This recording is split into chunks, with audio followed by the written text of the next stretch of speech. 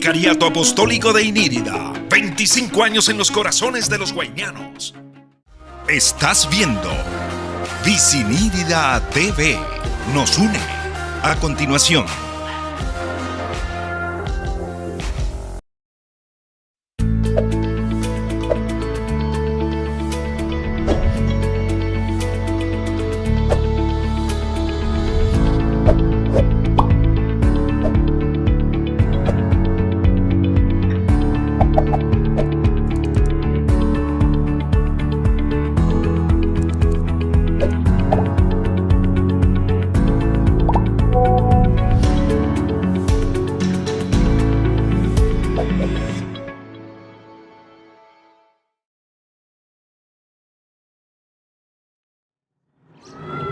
Nuevamente mi saludo cordial en este su programa Con Dios al Amanecer.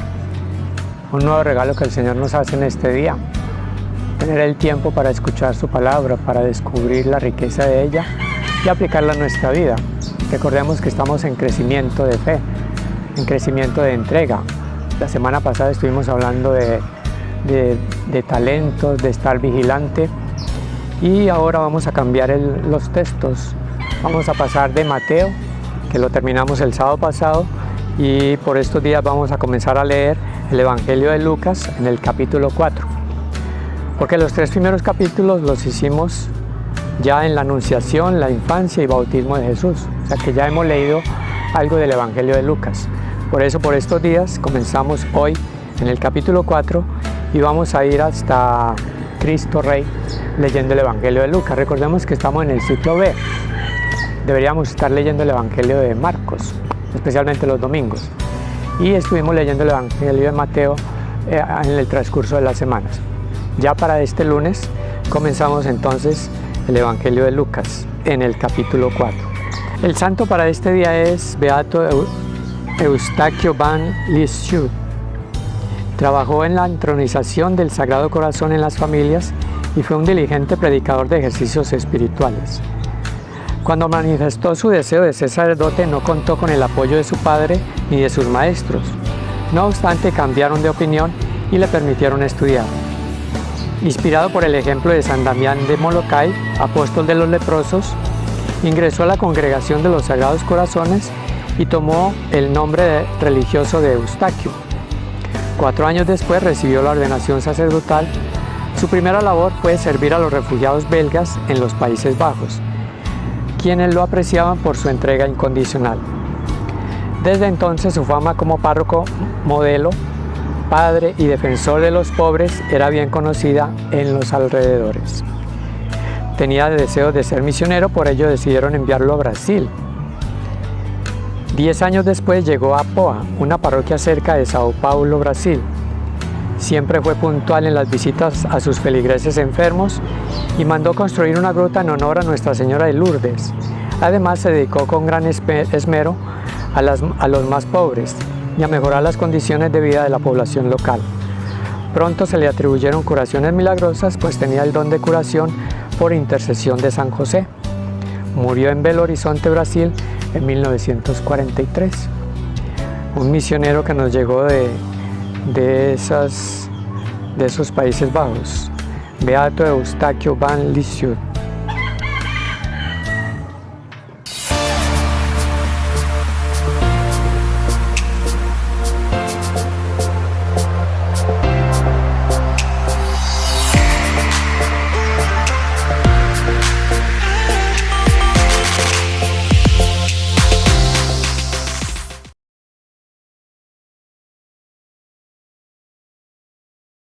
L'goy atzum, ani Adonai, bita achishena.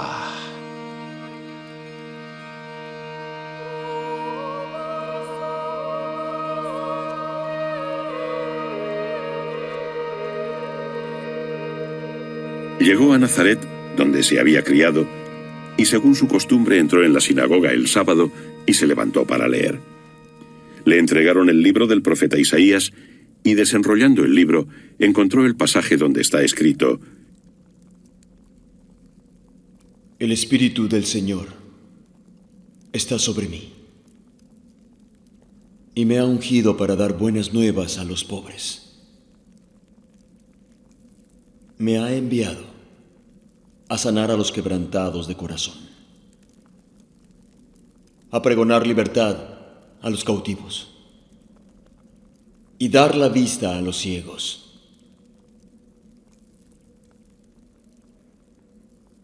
poner en libertad a los quebrantados, a predicar el año agradable del Señor.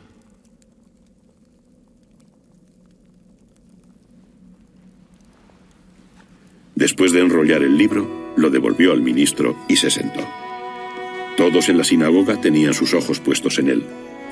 Y comenzó a decirles: Hoy se ha cumplido esta escritura en vuestros oídos. Todos asentían y se admiraban de las palabras de gracia que salían de su boca, y decían: ¿No es este el hijo de José?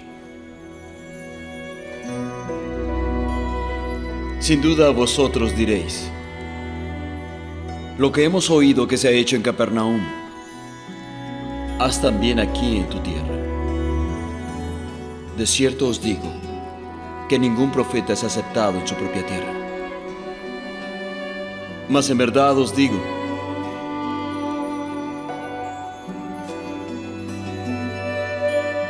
muchas viudas había en Israel en los tiempos de Elías, pero a ninguna de ellas fue enviado Elías, sino a Sarepta, en Sidón, a una mujer que era viuda. Y muchos leprosos había en Israel y ninguno fue limpiado, sino Naamán, el sirio. Al oír estas cosas, todos los que estaban en la sinagoga se llenaron de ira y levantándose, le echaron fuera de la ciudad y lo llevaron hasta la cima del monte sobre el que estaba edificada su ciudad para despeñarle. Pero él, pasando por medio de ellos, seguía su camino.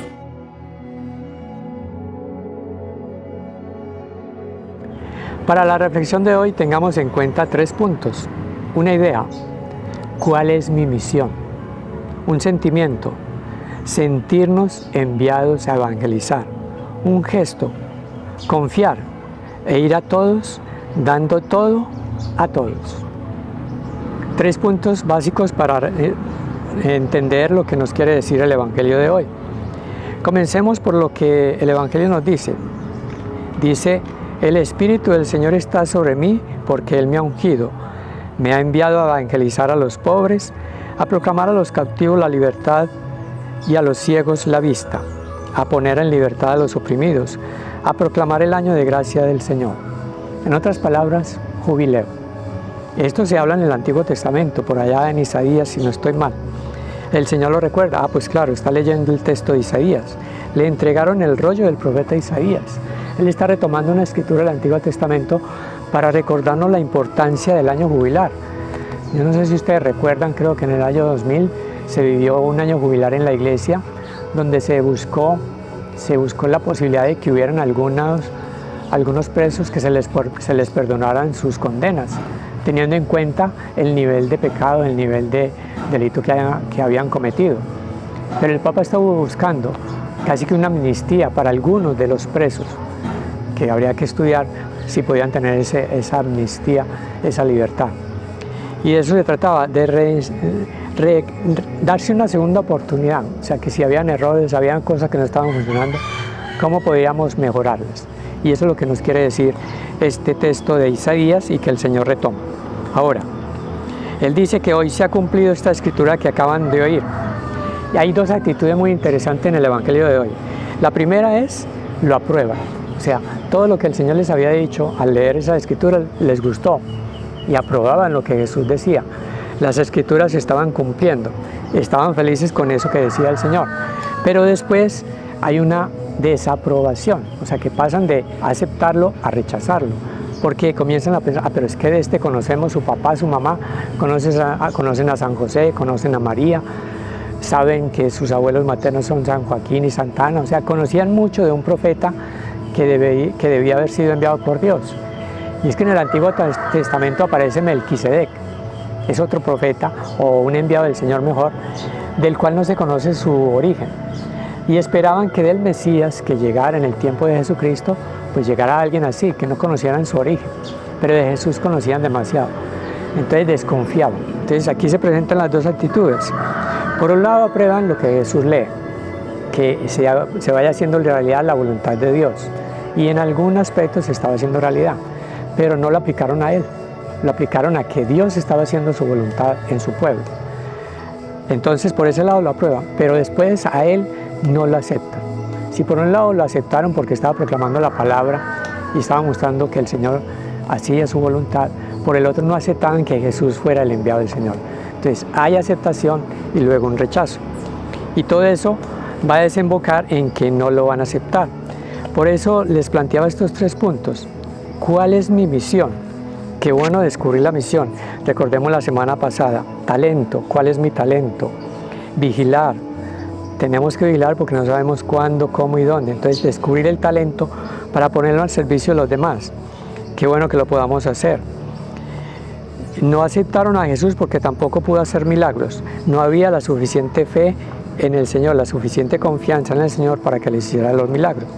Entonces, sentirnos enviados para hacer la voluntad de Dios, continuar la misión que Jesús empezó, es importante, tomar conciencia. Jesús comenzó una misión, proclamar la buena noticia. Nosotros estamos llamados a continuar esa proclamación de la buena noticia. Sentirnos enviados. Entonces, una cosa es concientizarnos de la misión, sentirnos enviados a evangelizar, comunicar la experiencia del Señor y en la medida en que vamos trabajando, confiar, ir a todos, dando todo a todos. Era un lema, o es un lema que se aplica dentro de lo que les decía la vez pasada del sistema integral de nueva evangelización y aplica para lo que deberíamos estar viviendo como bautizados, como hijos de Dios. Ir a todos, dando todo a todos. Recordemos que la evangelización, la salvación no es exclusiva de nadie. Entonces, en la medida en que descubrimos el don, nos sentimos enviados a una misión, evangelizamos, estamos tocando a todos aquellos que aceptan al Señor por medio de la fe. Pero nosotros somos el instrumento para que crezcan ellos la fe, confíen en el Señor y alcancen la salvación. Es la tarea de todo bautizado. Evangelizar es comunicar una experiencia de Dios que va a brindar la salvación a todos aquellos que acepten al Señor por medio de la fe en Él.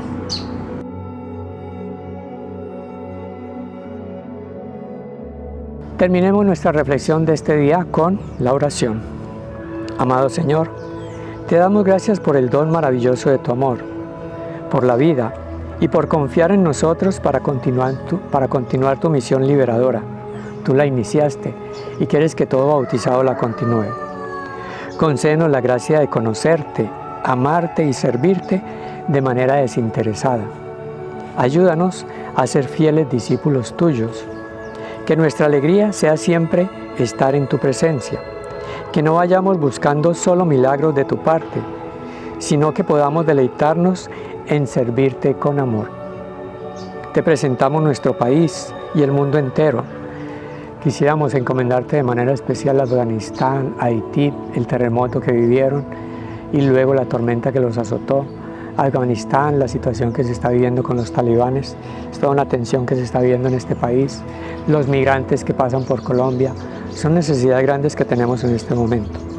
Entonces por eso te encomendamos nuestro país y el mundo entero, para que reine la paz entre nosotros y en todos esos lugares del mundo y podamos comprender el mensaje de tu predicación. Santísima Virgen María, Madre y Señora nuestra, enséñanos a ser humildes y sencillos como tú, para colaborar debidamente con la construcción del reino de tu Hijo, que se caracteriza por ser fundado y fundamentado en el amor. Así sea. Y que el Señor nos bendiga nuevamente en el nombre del Padre, del Hijo y del Espíritu Santo. Amén.